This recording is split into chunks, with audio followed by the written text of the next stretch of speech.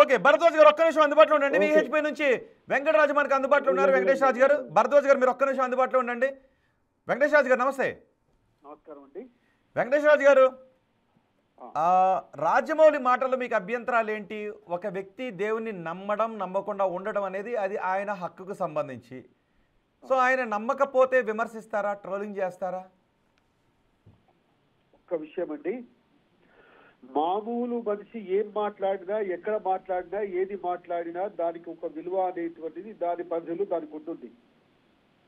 ఇవాళ ఒక స్టేజ్కి వచ్చిన తర్వాత ఒక లెజెండరీ డైరెక్టర్ అని చెప్పేసి పేరు వచ్చిన తర్వాత కోట్ల రూపాయలు ఏ దేవుళ్ళనైతే నేను నమ్మను అని చెప్పేసి ఆ దేవుళ్ళనే నేను నమ్మనని చెప్పుకుంటూ ఆ దేవుళ్ళను ముందు పెట్టేసి కోట్ల రూపాయలు, వందల వేల కోట్ల రూపాయలు సంపాదించుకుంటున్నటువంటి మనిషి కొన్ని వేల మంది, లక్షలాది మందికి ఆ యొక్క భావన మనుషులలో పడుతుంది అని తెలిసి కూడా నేను దేవుణ్ణి నమ్మను అనేటువంటి మాట ఏదైతే ఉందో అది చాలా తప్పు. ఆయన మాట్లాడడం అనేటువంటి మొట్టమొదటిసారి అది తప్పుగా అంటున్నారు, తప్పుగా భావిస్తున్నారు. అది తప్పు కూడా. ఆయన డెఫినెట్ గా ఆయన ఆ మాట అన్నందుకు అలా కాదు. ఒకటి దేవుడిని బ్యాక్ డ్రాప్ లో సినిమాలో, లేదంటే ఆయన సినిమాలో కొన్ని క్యారెక్టర్లు దేవుడి గురించి సంబంధించినవి ఉంటే అది దేవుణ్ణి నమ్మే వాళ్ళకి. సో ఆయన దేవుణ్ణి నమ్మే వాళ్ళను గౌరవిస్తాడు, వాళ్ళ గురించి సినిమాలు తీస్తాడు. కానీ ఆయనకి దేవుడిపై నమ్మకం ఉండకపోవచ్చు, అది వేరే విషయం. ఆయన దేవుణ్ణి నమ్మే వాళ్ళను మీరు నమ్మొద్దు అని చెప్పలేదు. నేను దేవుణ్ణి నమ్మను కాబట్టి అది నా అభిప్రాయం అని చెప్పాడు. అంత మాత్రాన దేవుణ్ణి నమ్మే వాళ్ళని నేను అగౌరవపరుస్తున్నాను, వాళ్ళ మనోబలు దెబ్బతీస్తానని రాజమౌళి అనలేదు కదా. అగౌరవపరచుడేంటండి, తండ్రినే అగౌరవపరిచాడు. ఇప్పుడు ఒక విషయం చెప్పాలంటే తండ్రినే అగౌరవపరిచాడు. తండ్రి అంతకన్నా ముందు ఒక నిమిషం ముందు ఆయన ఏమన్నారు, ఆంజనేయ స్వామి ఉన్నారు, ఆయన చూసుకుంటారు, మంచి జరుగుతుంది అని చెప్పేసి ఆయన ఒక మాట అన్నాడు. ఆయనను ఉటంకిస్తూనే అన్నాడు ఈ మాట. ఏమన్నాడు, నేను మా నాన్నగారు ఏదో అన్నారు కానీ నేను ఆ దేవుణ్ణి నమ్మను అని చెప్పేసి ఆయనను.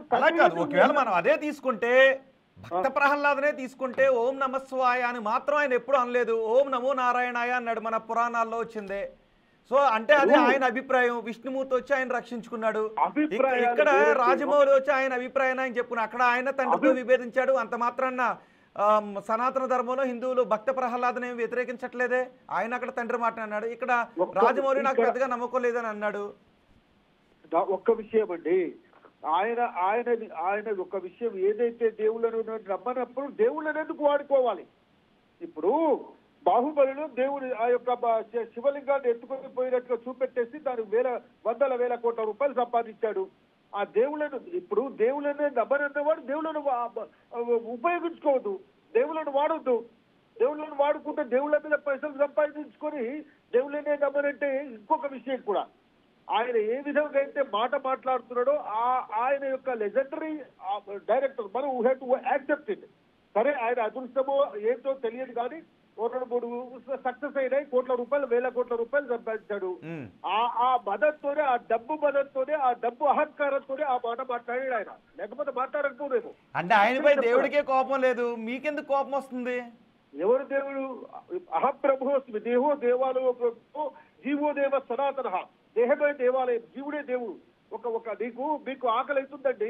ఇవాళ ఆకలి అవుతున్నప్పుడు, బాగా ఆకలి అవుతున్నప్పుడు ఒక ఎవరైనా తల్లి వచ్చి పెద్ద అబ్బా తల్లి నువ్వు దేవతలాగా ఉండవు తల్లి అని చెప్పి అంటారు. అంటే మనుషులలో ఉండేటువంటి దేవుడేనండి. ఎక్కడో కనపడాడు దేవుడు, మనలోనే కనపడతాడు దేవుడు.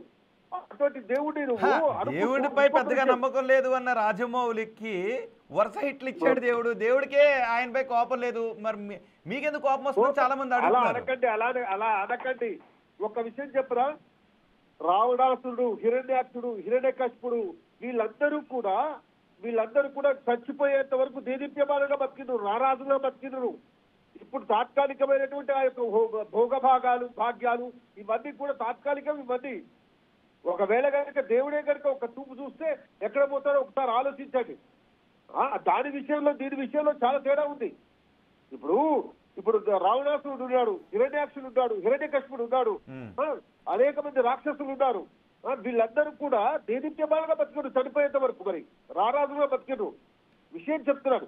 కానీ వాళ్ళు చేసిన తప్పులకు వాళ్ళు అనుభవించారు చివరికి. అదే విధంగా ఇప్పుడు దేవుడు లేడు అనేటువంటి మాట మాట్లాడుతూ అది అహంభావంతో మాట్లాడేటువంటి మాట అది. మీకు దేవుడు లేడు అనే మాట కోపం వచ్చిందా? ఆ మాటను రాజమౌళి అన్నాడు కాబట్టి కోపం వచ్చిందా? ఏమండి, రాజమౌళి అనేటువంటి మనిషి మామూలు మనిషి కాదండి. We have to accept it.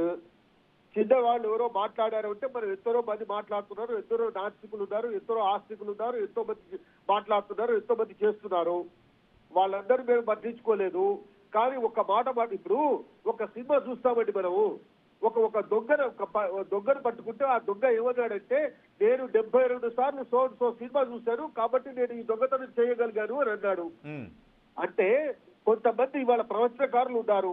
ప్రవచనకారులు తప్పు మాట్లాడితే వాళ్ళ మనం ఏమంటాం, అరే ఈయన తప్పు మాట్లాడాడు, ఇంతమంది కొన్ని వేల మందికి అది వెళ్ళిపోతుంటున్నది. అది కాదు అంటే ఆయన పెద్ద దర్శకుడు కాబట్టి ఆయన ఖచ్చితంగా దేవుని నమ్మాలి, హేతువాదంతో ఆలోచనతో ఆయన ఉండకూడదు, రైట్? ఒక్క విషయం అండి, నమ్మాలి నమ్మద్దు అని చెప్పి మనం ఎవరు వాళ్లకు కాదు. కానీ ఆ స్థానంలో ఉన్నటువంటి వ్యక్తి, అంత స్థాయిలో ఉండేటువంటి వ్యక్తి ఆ విధంగా మాట్లాడకూడదు. మాట్లాడితే సమాజం మీద ప్రభావం ఉంటుంది, డెఫినెట్ గా ప్రభావం అనేటువంటి పడుతుంది.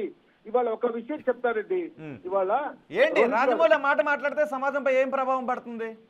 ఇప్పుడు మనోభావాలు దెబ్బతినటం తప్ప ఇంకొకటి ఏమన్నా ఇంకేమన్నా ప్రభావం పడుతుందా? అదే కదండి, ఇప్పుడు మనోభావాలే ప్రభావం. ఇంకా అంతకంటే ఎక్కువ ప్రభావం ఏముంటుంది చెప్పండి?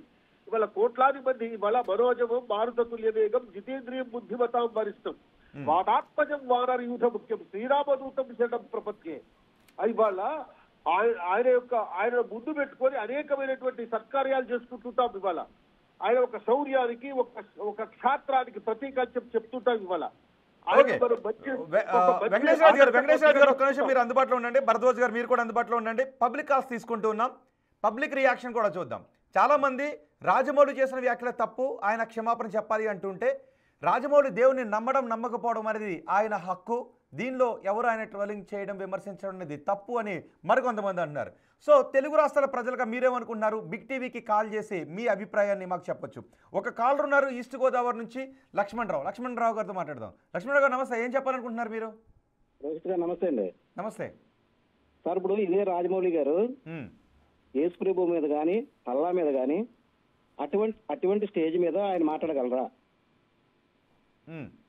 సార్? ఒక్కటే సార్ సూటిగా. ఇప్పుడు ఆయన ఒక పెద్ద దర్శకుడు కదా, ఆయన మాటలు కొమ్మని ప్రజలకు వెళ్ళిపోతాయి. అది యేసుక్రీస్తు మీద మాట్లాడండి, ఇప్పటికి మొత్తం సంఘాలన్నీ వచ్చి ఇంటి మీద పడిపోతాయండి. అది హిందువులకున్న దౌర్భాగ్యం ఏంటండి ఇదే అండి. వీళ్ళు ఎక్కడ పడితే అక్కడ హిందూ దేవుళ్ళే విమర్శించారండి, వీళ్ళకి పనేమి లేదండి. అంటే లక్ష్మణరావు గారు రాజమౌళి కావాలి అని మాట్లాడలేదు, ఆయన తండ్రి హనుమంతుడి గురించి మాట్లాడారు కాబట్టి నేను దేవుణ్ణి నమ్మను అని అంటూ, ఆయన తండ్రి హనుమంతుడి గురించి మాట్లాడారు కాబట్టి హనుమంతుడు ఉండుంటే అని అన్నారు తప్ప ఒక మతం గురించి ఆయన పనిగట్టుకుని మాట్లాడినట్టుగా మీకు ఎందుకు అనిపిస్తోంది? లేదు, నా స్టేజ్ మీద ఎందుకంటే హనుమంతుడి కింద ఇతను టెక్నికల్ గా ఇష్యూ వచ్చిందండి. అది అవ్వచ్చు కాకపోవచ్చు. అంటే హనుమంతుడు నమ్ముకోవడం వల్ల నాకు టెక్నికల్ ఇష్యూ వచ్చిందంటే అది ఎలా ఉంటుంది చెప్పండి?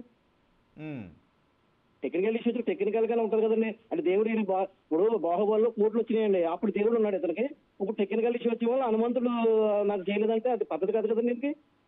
Right, correct. అదే విషయం ఒక్క విషయం వల్ల యేసుక్రీస్తు వల్ల ఇలా జరిగింది అనమనండి, ఒకసారి అల్లా వల్ల జరిగింది అనమనండి రాజమౌళిని.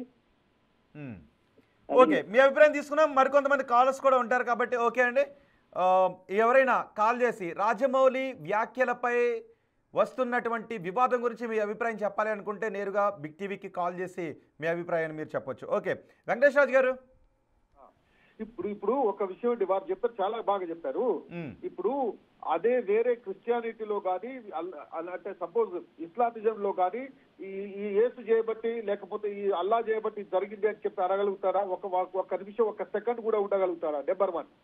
నెంబర్ 2, ఆయన ఇదొక్కటే కాదండి, ఇంతకు ముందు కూడా ఒక మాట అన్నాడు ఆయన, శ్రీకృష్ణుని లవర్స్ అని చెప్పేసి అప్పుడు కూడా విమర్శించాడు ఆయన.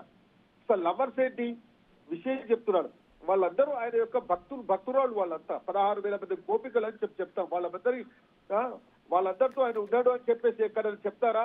అస్ఖలిత బ్రహ్మచారి అంటారు శ్రీకృష్ణుడిని. విషయం చెప్తాడు, ఆయన మీద కూడా వ్యాఖ్యానాలు చేశారు.